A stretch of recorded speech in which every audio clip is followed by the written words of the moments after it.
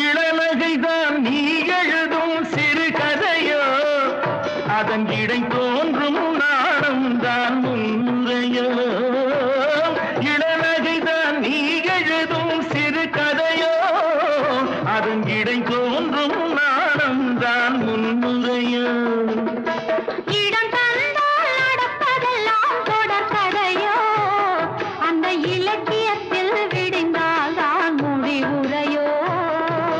நான்கு குணம் சேர்ந்தது ஓர் பெண்ணிடமோ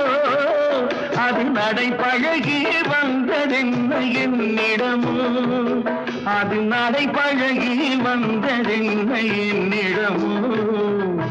என்னிடமோ